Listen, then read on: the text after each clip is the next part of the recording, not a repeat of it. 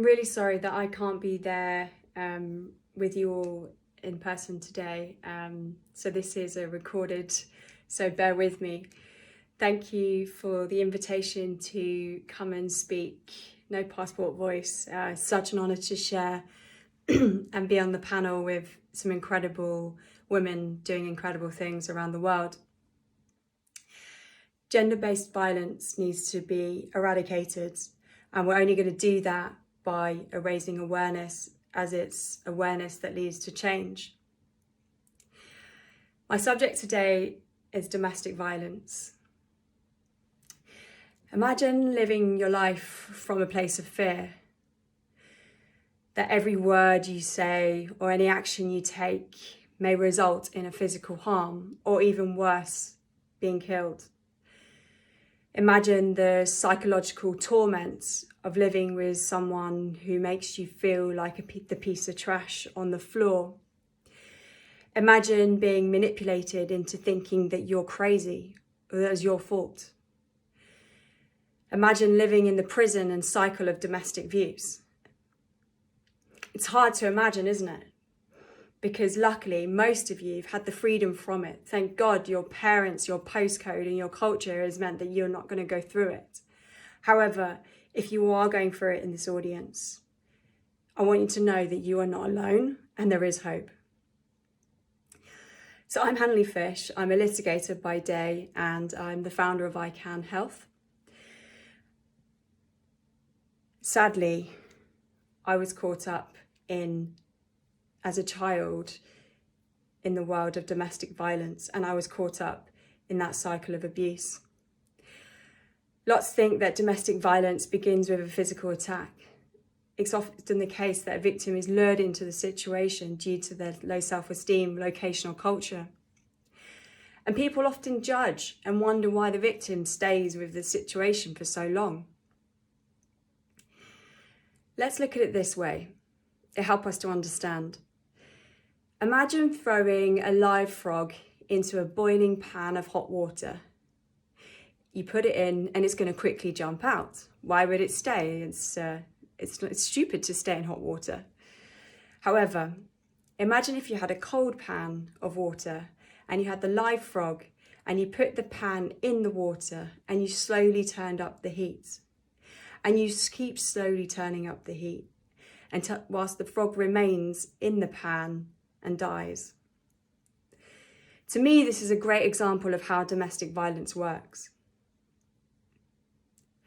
Looking at my own life and how I've been involved in and grown up in an environment that was full of violence and abuse and domestic violence, like the frog in the cold water, I witnessed my mother in several abusive relationships.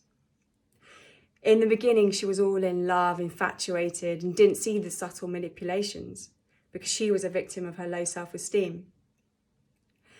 Slowly, each perpetrator would turn up the heat, from putting her down, calling her names, telling she's ugly, telling she's stupid, telling she's not good enough, to increasing the levels of control and turning up that heat a little bit more, telling them that she couldn't have friends and they would control who she hanged out with.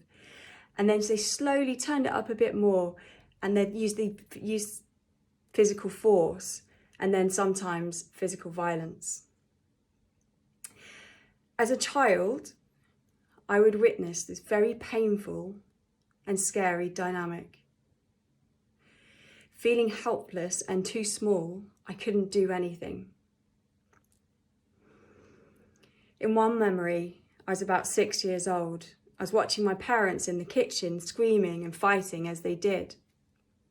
And all of a sudden, my father got up the table, threw it over my mother. She's laid down. He's pinned her down on the floor. And he yelled that there's more of this to come, followed by some curses. I ran into the living room. Daddy's hurt mummy, Daddy's hurt mummy. Really scared and really shocked. Not long after this, my mum built up some courage to take action. And she took me and my brother to a women's refuge to find safety from the psychological and physical abuse. I was confused and scared while I was in there, To be honest, I was a bit of a daddy's girl and just wanted my dad, not knowing what's going on. In the refuge were other women. Some of them had bruises on their faces.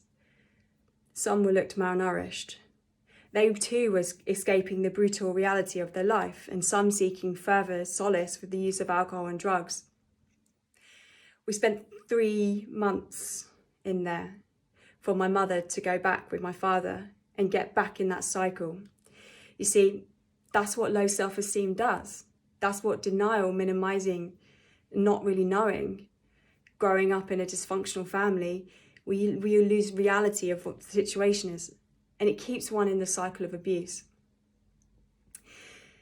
This kind of environment has had a negative consequence on me and my brothers, and it has it on other children too. Trauma gets repeated and passed down.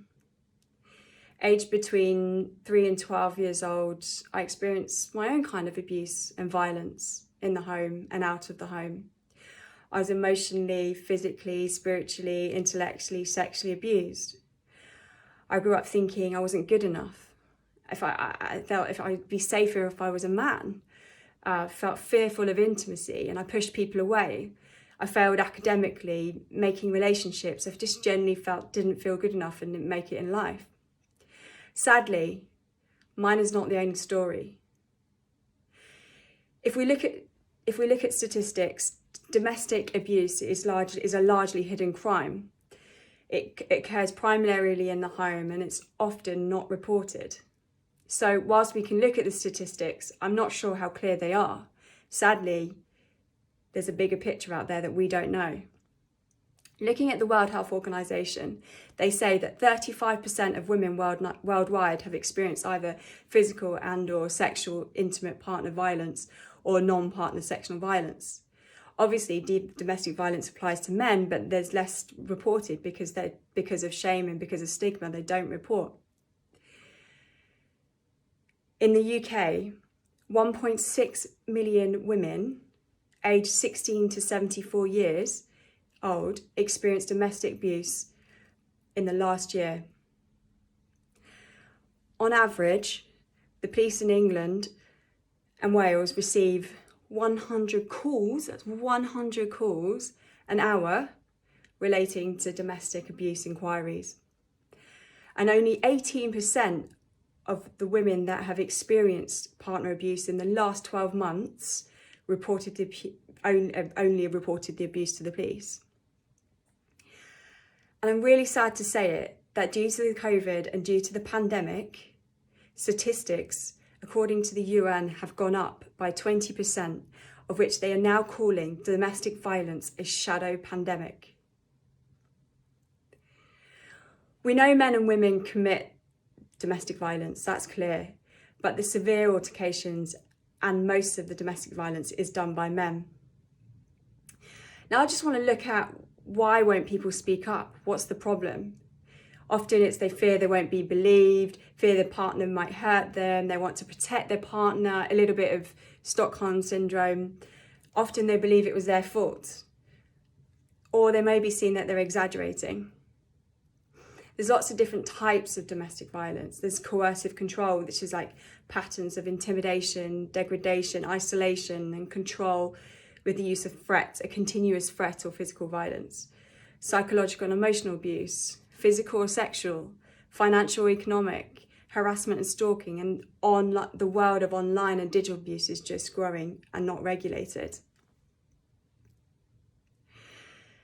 I think to overcome domestic violence, it's really important to understand the cycles and the stages of abuse. From what I've seen in my own experience with my mum and my training as a practitioner, a mindfulness practitioner, and working with people who've come from this background, is that there's 3 stages really to it. The first stage is the sort of the verbal abuse stage. That's where as I've sort of mentioned stuff already, like when my mum was being told she's not good enough, and it's just really subtle. It's really subtle, and that sort of builds and builds and intensifies, and then it becomes the physical stage, the physical abuse stage, and that's where tension even builds even more. And then when that's happened, it's the honeymoon stage. So the third stage is the honeymoon stage. And what I've seen here is, particularly with my own experience with my mum and others, is the perpetrator will be really apologetic and throw lots of roses and generosities and kind gestures to make them feel seen, heard, and it's kind of like cements their bond between the perpetrator and the victim. And then it goes on again. Well, before that phase, I just see there's like a little bit of a calm, maybe like a week or so, and then it goes on again. And the cycle repeats. It goes the verbal, the physical, and then the honeymoon stage. Luckily now in the UK, that verbal abuse wasn't before recognised by law, but now it's called the coercive control law. And that happens in the stage of the first stage. So why do I talk to you about this? And I think it's really important for us to take action. I'm not standing here as an expert on domestic violence. I'm standing here as someone who has been through and come through the other side. So I can simply give my view on what worked for me. And I think fundamentally it was educating myself on the different types and the cycles of abuse. It's putting boundaries down, learning what boundaries are, educating myself on that, seeking professional help. Couldn't do this alone. We needed the Women's Refuge. Trusting your gut is a big thing. We ignore what our body tells that. But the main thing that's really helped me on my journey, and this is obviously it's a really personal thing to do, but is meditate. And I know in the grand realms of domestic violence and stuff, that might seem like a really crazy concept, but actually what it's done is it helped me to listen to my gut. So going back to my story, after a few suicide attempts by my mother and hitting a few rock bottoms with her drinking, she got help. And this is what was the catalyst to my journey of overcoming. So I just want everyone to know that I stand here as a lawyer, as a founder, as an author, as me, as someone who's at peace, as someone who doesn't accept any kind of violation or abuse in my life anymore, that there is hope for you all and there is hope for anyone who's going it. But I just want to leave with this, that violence against any gender is a significant public health problem, as well as a fundamental violation of human rights.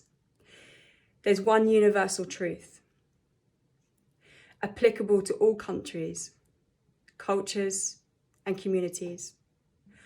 Violence against any gender is never acceptable, it's never excusable, and it's never tolerable. Thank you for letting me share my story with you and a little bit about domestic violence. There's loads of links online that you can go to find out more information on how to protect yourself. Feel free to email me if you have any questions, but thank you so much for having me here, and feel free to reach out at Hannilee Fish on Instagram or LinkedIn.